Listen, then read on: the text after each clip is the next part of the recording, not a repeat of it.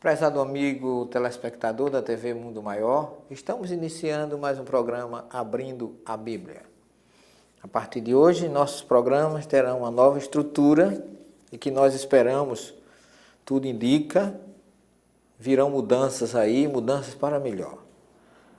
Até agora nós temos tido apenas eu e o Bob trabalhando com uma única câmera, mas a gente, graças a Deus, tem trabalhado junto com a equipe da TV Mundo Maior em São Paulo e também aqui com a nossa universidade. Provavelmente, logo teremos um novo estúdio, logo teremos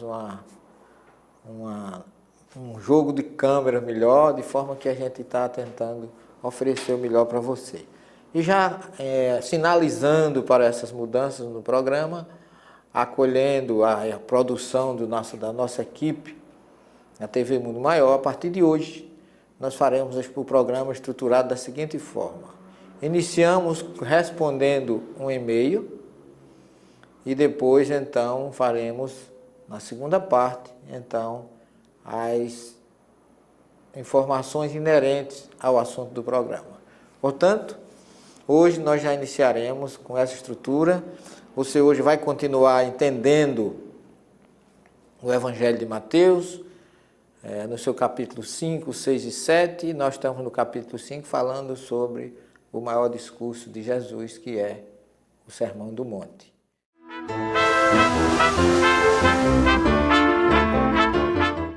Vamos iniciar hoje com um e-mail muito interessante do nosso querido irmão Claudinei Tiolo da Costa. Esse e-mail ele nos coloca a seguinte questão: que a paz de Jesus esteja convosco. Por favor, irmãos de doutrina, peço-lhes ajuda para localizar na Bíblia, a parábola do feixe de varas. Uma certa vez, o Divaldo Pereira Franco disse que estava no Evangelho de João, mas não encontrei. Se possível ainda, informe qual questão do Livro dos Espíritos que é recomendado para ler os Salmos. Desde já antecipo meus agradecimentos, pedindo a Deus que ilumine cada vez mais esse trabalho maravilhoso que é prestado por vocês. Abraços, Claudinei. Obrigado, Claudinei, pelo seu e-mail. E nós, o que temos a dizer a você é que você não vai encontrar em nenhuma passagem do Evangelho a parábola do feixe de varas. Esta informação do feixe de varas, Kardec utiliza nas suas obras, mas ela é uma cópia de informações de sábios, filósofos antigos, que existe uma lenda que fala dessa questão, que é fácil quebrar uma só vara, mas um feixe ninguém consegue quebrar. E que a união de várias varas formam realmente um feixe que é inquebrável. Daí, esse princípio filosófico que foi adotado por Kardec e que Divaldo, com certeza, deve ter dito a você, deu-lhe essa informação, mas eu tenho a impressão que você não deve ter entendido muito bem, porque, com certeza, Divaldo e Joana sabem que nos evangelhos não existem esta parábola.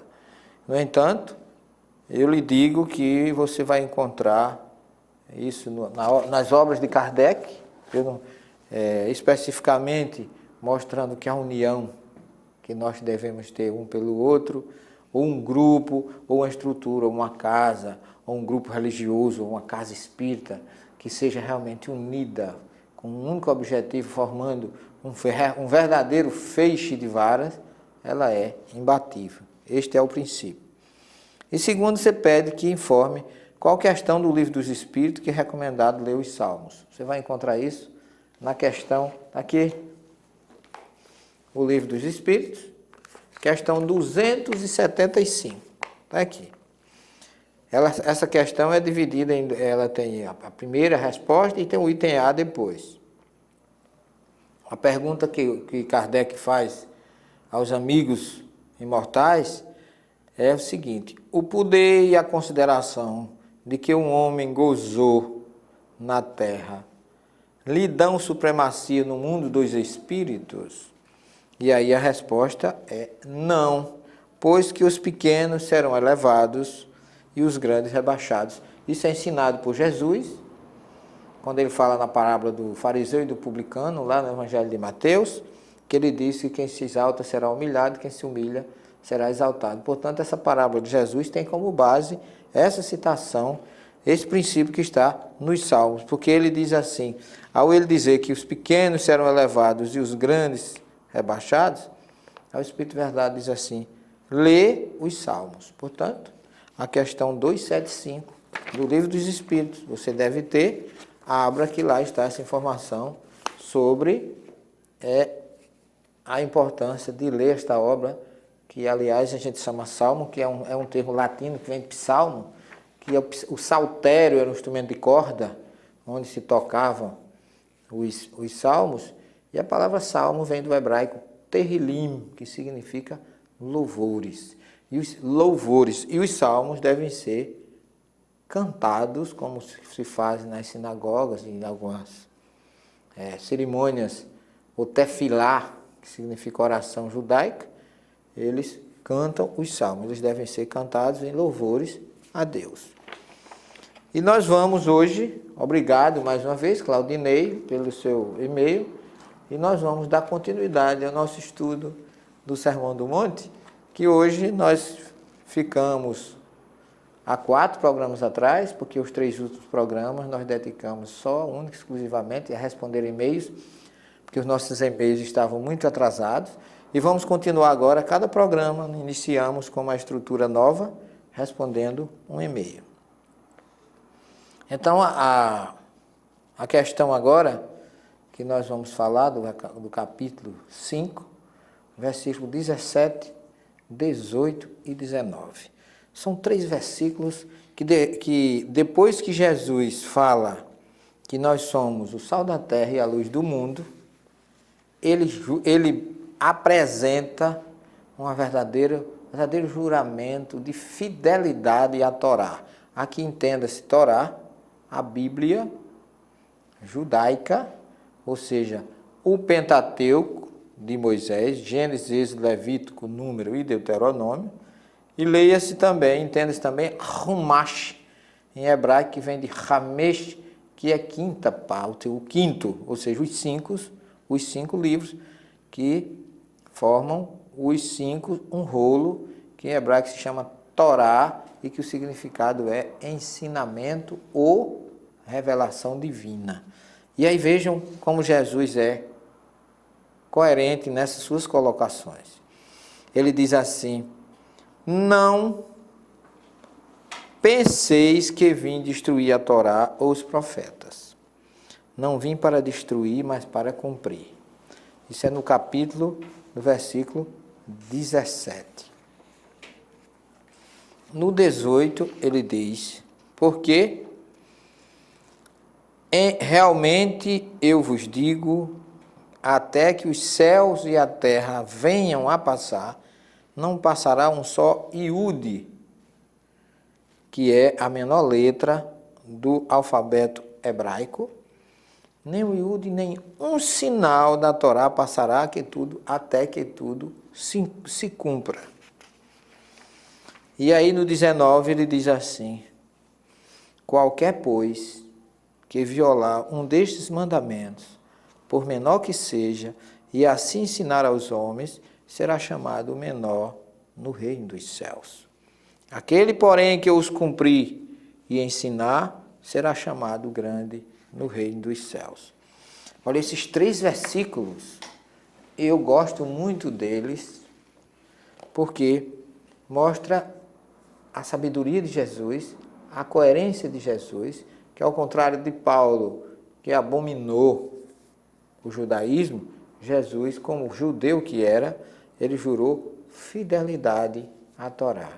Ou seja, para Jesus, quando ele diz assim no capítulo 18, não passará um só iude, ou sinal, ou qualquer letra que existe ali para Jesus é importante.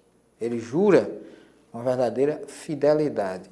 E lá no 19, ele diz, ai daquele, versículo 19, Mateus 5, ai daquele que alterar um só iude da Torá, e assim ensinar aos meus filhinhos, porque, segundo Jesus, será chamado menor no reino dos céus. Mas quem pratica e ensina, este será grande no reino dos céus. Nós vamos explicar bem mais detalhado cada versículo, porque quando a gente pega as traduções em português, lamentavelmente, há uma distorção muito grande do significado original, que você vê até mesmo o próprio texto grego, ele coloca a palavra nomos, como se fosse significando Torá e traduzindo como lei. Mas Torá não é lei, traduzir Torá por lei é uma transgressão. Lei regulamenta, lei proíbe, lei pune, lei limita. E ensinamento, que é o significado de Torá, ao contrário, liberta. O ensinamento faz com que a gente descubra onde está a verdade e, como diz Jesus nos informa em João 8,32, conhecendo a verdade, nós estaremos livres. Portanto, traduzir Torá por lei é um sacrilégio. É um vício que não podemos admitir, aqueles que buscam realmente a verdade. Portanto, Jesus jura fidelidade. Não penseis, ele coloca até o termo do verbo Hashuv, ele diz assim, al-tishivu, não pensem vocês, ou vós, que eu vim lehafer hatorá, alterar, destruir, abominar, o ha-neviim, que significa os profetas. Não vim para destruir, porque seria uma incoerência. Toda a identificação de Jesus como Messias, como libertador, está na Torá e também nos profetas. Então seria uma incoerência Jesus negar aquela base que o identificava como o Messias prometido por Deus. Portanto, ele mesmo disse, não vim para destruir, mas para cumprir, para dar o testemunho, para ratificar os valores que existem na Torá. Por isso, é importante que nós, sobretudo nós espíritas, eu já não falo os cristãos, cada corrente religiosa tem uma visão diferente, mas nós espíritas não podemos nunca dizer que a gente só segue o Novo Testamento e chamar a Torá, os profetas, de velho, porque isso estão atualizadíssimos, porque foram eles que falaram, que ratificaram a vinda de Jesus. Desde o Gênesis até Malaquias, que é o último dos profetas, há um preparo da vinda de Jesus. Seria incoerência ele negar tudo isto. Mas nós vamos a um pequeno intervalo e continuamos na segunda parte. Até já, muita paz.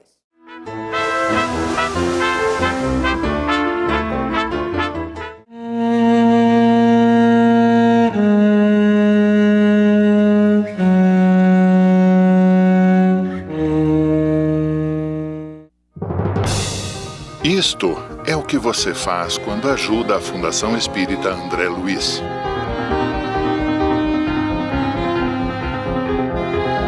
Clube Amigos da Boa Nova. Associe-se e ajude a FEAL a levar o Espiritismo para o mundo através da mídia. Ô bem, minha bebida tá quente. Já falei pra gente trocar a geladeira por uma nova. E o que eu vou fazer com essa? Viu que beleza, amor? Eles retiraram e vão deixá-la gelando mais que o Polo Norte. Beca tudo das Casas André Luiz, transformando o que você doa em auxílio para para mais de 1.430 crianças especiais. Em abril de 1864, Allan Kardec lança O Evangelho segundo o Espiritismo. Se trata de uma obra editorial que aborda as mensagens de Jesus Cristo através da ótica espírita, ou seja, através de um pensamento que acredita na reencarnação e que traça como meta a perfeição de todos os filhos do Pai. Adquira este livro através da Mundo Maior Editora e se torne um patrocinador para a divulgação do Espiritismo.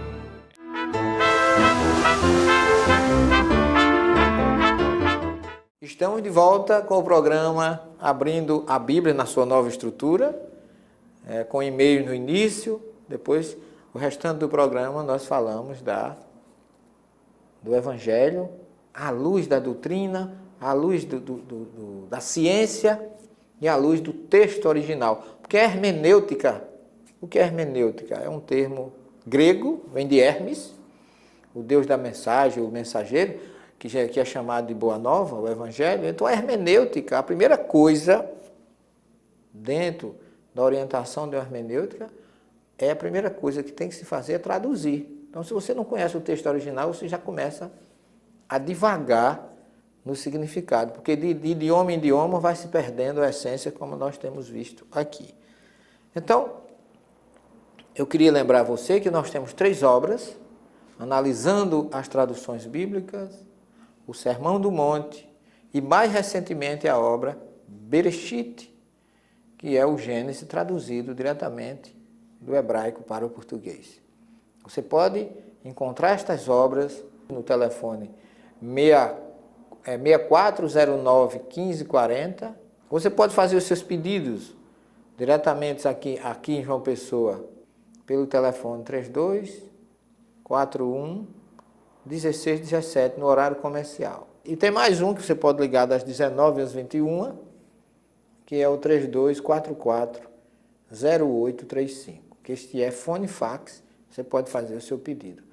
Mas se você quiser adquirir as nossas obras no Brasil todo, em qualquer livraria siciliana tem. Se você chegar numa livraria siciliana, você não vai encontrar nossas obras à disposição lá. Mas você botando no computador o nosso nome ou o nome de qualquer obra nossa, basta colocar o nosso nome, Severino Celestino da Silva, que você vai entrando no sistema da livraria siciliana, vai aparecer o nome das nossas obras. E aí você pode fazer o seu pedido diretamente na livraria siciliana da sua cidade, em qualquer parte do Brasil, que você receberá. Faz o pedido e você retirará na livraria. Não tem problema. Pode fazer os seus pedidos em qualquer livraria siciliana do Brasil, na Livraria Imperatriz em Recife, ou pelos telefones que nós falamos diretamente conosco. E em São Paulo, Sul e Sudeste, você pode pedir na livraria siciliana, na livraria Sinal Verde, como nós já falamos. Ou em qualquer siciliano do Brasil você vai encontrar. Muito bem, vamos dar continuidade ao nosso estudo de hoje.